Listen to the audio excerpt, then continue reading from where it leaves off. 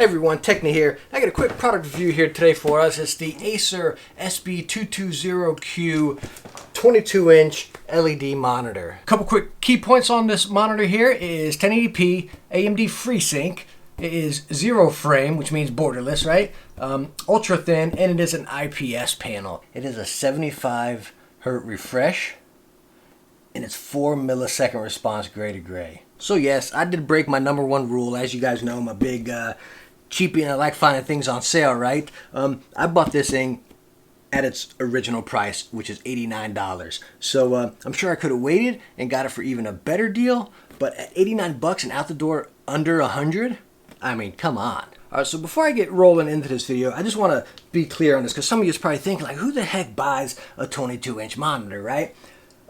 Again, I kind of wanted it for multitasking, right? So if I got a game playing on my main monitor here, I can have, I don't know, say like a guide or a LFG or whatever, a web page pulled up over here, right? While I'm main gaming and I can do whatever else over here. Don't act like you don't multitask, you know we all do. Let's pop it open and see what's inside. So what you get in the box? You get your manual, you get your VGA cable, and no one can use that. Your little mount bracket here, and then your stand, which your mount bracket is going to go into that, right?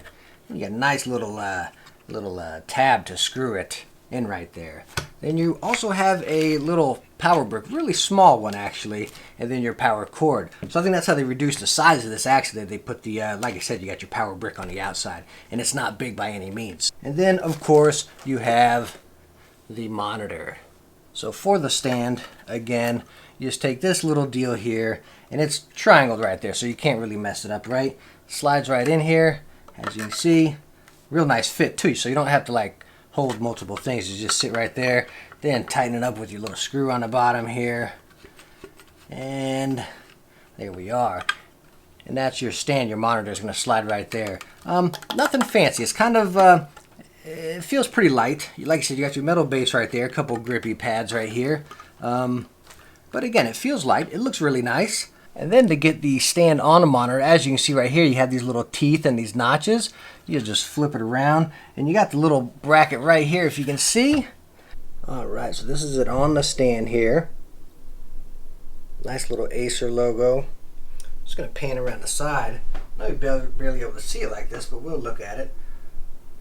You can see right there a little bit. You can see the edge that's a little bit lighter right there, and then it gets darker. That's going to be your actual screen, and that's going to be like the border right there. So the screen does not go edge to edge, which I'll show you once we turn it on. And right here underneath the right side of the monitor, you can have all your buttons for your menu, your brightness, and all of the controls. And now here's the back side of it. Acer logo. Pretty plain and simple. Your stand. Here's your connections. You have HDMI, VGA, and your power. Now, one thing about it, as we're on the back, we mentioned, it is not VESA mountable, right? So you just have your stand. The other thing is it does tilt, and I'm going to show you this from a side angle so you can see how much it actually can tilt. So, again, we're straight up right here. It's going to tilt back, yay much, right? And then forward. Doesn't go forward much, just a slight pinch from straight up, right? But it does not go up or down or left or right. Right? It's just forward and back. Now, I don't think you need to worry about the tilt or anything like that. Like I said, it's a 22-inch monitor. I mean, it's pretty light, you know. So if you need to just adjust it, I mean, you can almost just kind of just twist it around, you know what I mean? This is where this guy really shines, and I think it's just awesome. Like, check this out.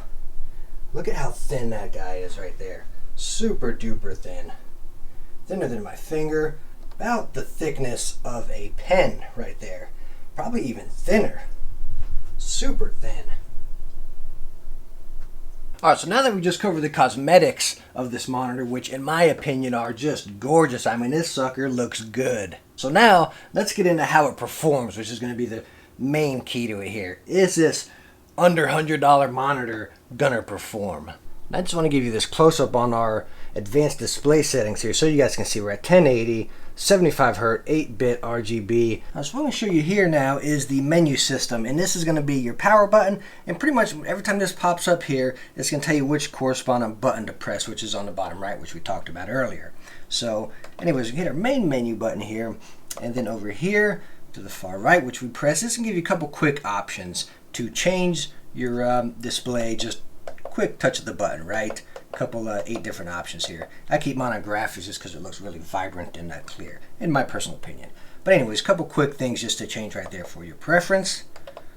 A quick option to get to the brightness,